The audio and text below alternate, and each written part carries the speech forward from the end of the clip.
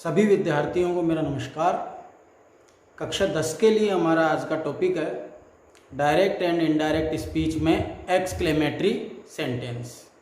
और आज हम देखने जा रहे हैं एक्सक्लेमेटरी सेंटेंस का थर्ड टाइप स्पेशली इसकी जो पहचान है ये एक्सक्लेमेटरी वर्ड से प्रारंभ होता है।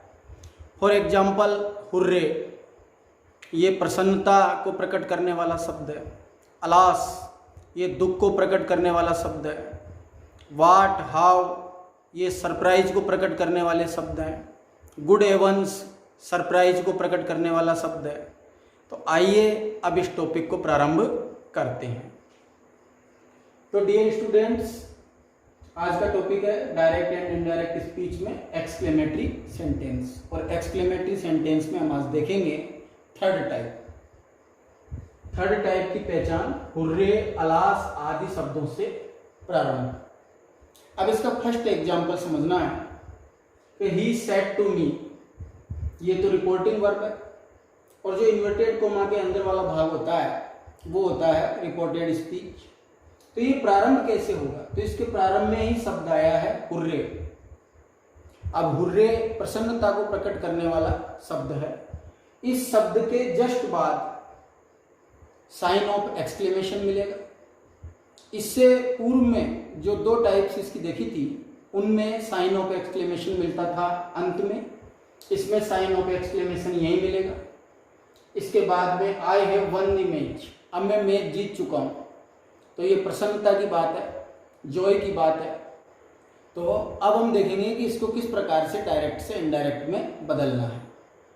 तो इसके जो कॉमन चेंजेस थे एक्सक्लेमेटरी सेंटेंस का, जो मैंने आपको फर्स्ट वीडियो प्रोवाइड करवाया था उसमें मैंने आरवी के इसके जो कॉमन चेंजेस हैं वो आपको बता दिए थे।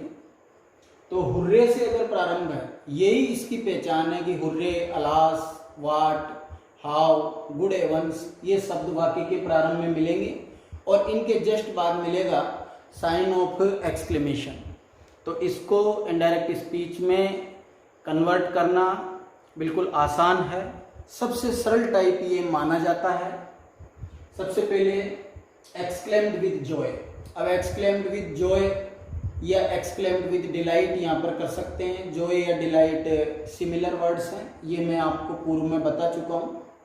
तो हुर्रे से प्रारंभ हुआ है, इस वजह से एक्सक्लेम्ड विद जॉय। इसके बाद में कनेक्टिव दैट का प्रयोग होगा। जो इसकी जो थ्री टाइप्स हैं उनमें ये कॉमन चेंज है कि कनेक्टिव के स्थान पर दैट का प्रयोग ही होता है।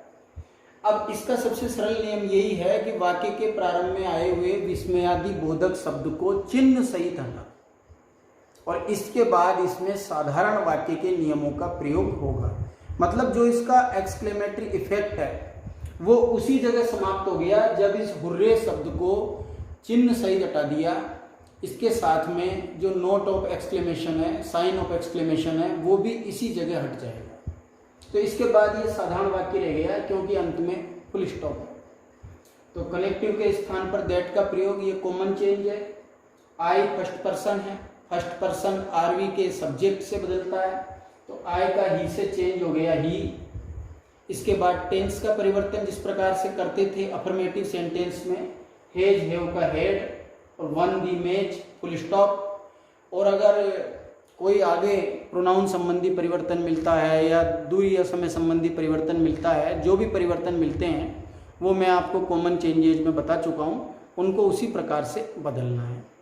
तो मैं एक बार फिर आपको इस एग्जाम्पल के बारे में बता रहा हूँ कि एक्सक्लेमेटरी सेंटेंस की जो थर्ड टाइप है hurray, alas, what, how, good एवंस आदि शब्दों से प्रारंभ, इसको इनडायरेक्ट स्पीच में बदलना बिल्कुल आसान है।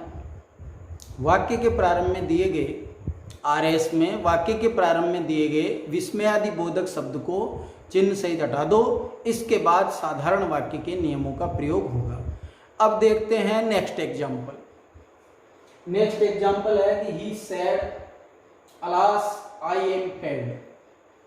अब मैं फेल हो गया हूँ, मुझे परीक्षा में असफलता मिली है, ये दुख की बात है। अलास दुख का प्रतीक है। अलास अगर वाक्य के प्रारंभ में आ रहा है और उसके जस्ट बाद आ रहा है साइन ऑफ एक्सक्लेमेशन, तो वही नियम कि वाक्य के प्रारंभ में आए हुए विस्मयादि बोधक शब्द को चिन्ह सहित हटा दो, तो इस अलास को हटा दिया चिन्ह सहित। इसके बाद ये भी साधारण वाक्य की तरह चेंज होगा। तो ही अब एक्सक्लेम्ड विथ सोरो या ग्रीफ, ये मैंने आपको कॉमन चेंज में बताया है कि यदि अलास से वाक्य का प्रारंभ हो रहा है तो एक्सक्लेम्ड विथ सोरो या ग्रीफ, सोरो और ग्रीफ सिमिलर वर्ड्स हैं, ये चेंज करेंगे आरवी में। इसके बाद कनेक्टिव के स्थान पर दैट का प्रयोग। इसके बाद में आई एम फेल्ड, अब ये एक प्रकार से अफर्मेटिव सेंटेंस है, इसको चेंज करना है तो आई फर्स्ट पर्सन है, प्रोनाउन संबंधी परिवर्तन। आई चेंज होगा आरवी के सब्जेक्ट से, मतलब ही से, तो आई के स्थान पर हो गया ही। इसके बाद टेंस का चेंज है, इजारेम का वाज वर्ब, तो ही के साथ वाज, फेल्ड, फुल स्टॉप। तो ये जो दोनों एग्जाम्पल्स हैं, इनसे आपको एक्सक्लेमेटरी सेंटेंस का जो थर्ड टाइप है वो समझ में आ गया होगा। ये बिल्कुल आसान है, वाक्य के प्रारंभ में दिए गए विस्मयादि बोधक शब्दों को चिन्ह सहित हटा दो और इसके बाद साधारण वाक्य के नियमों का प्रयोग होगा। अब मैं आपको एक बार पूरा एक्सक्लेमेटरी सेंटेंस रिवाइज करवा देता हूँ। स्टार्टिंग में एक्सक्लेमेटरी सेंटेंस में यदि व्हाट से प्रारंभ होता है तो एक्सक्लेम्ड विद सरप्राइज या वंडर, यदि हुर्रे से प्रारंभ होता है तो एक्सक्लेम्ड विद जॉय या डिलाइट, और यदि अलास से प्रारंभ होता है तो एक्सक्लेम्ड विद सोरो या ग्रीफ। ये चेंज आरवी में करना होता है। कॉमन चेंजेज की अगर बात करें तो 3 टाइप्स में कनेक्टिव के स्थान पर दैट का प्रयोग होता है। डायरेक्ट से जब इनडायरेक्ट स्पीच में बदल देते हैं तो अंत में फुल स्टॉप का प्रयोग होता है।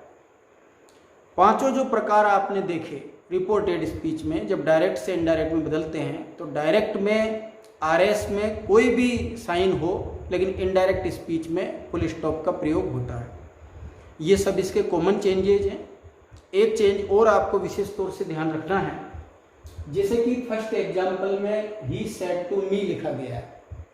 अब इसमें आरवी में ऑब्जेक्ट दिया गया है मी, लेकिन प्रथम तो एक्सक्लेमेटरी सेंटेंस की एक्सरसाइज में जितने भी सेंटेंसेज आपको मिलेंगे आरवी में आपको ऑब्जेक्ट मिलेगा नहीं, और यदि मिल जाता है तो आरवी में उस ऑब्जेक्ट का प्रयोग इनडायरेक्ट स्पीच बनाते समय नहीं होता है, उस ऑब्जेक्ट को छोड़ देते हैं। प्रथम तो मिलता ही नहीं है, और यदि मिल जाता है तो इनडायरेक्ट स्पीच बनाते समय आरवी के ऑब्जेक्ट का प्रयोग नहीं करते।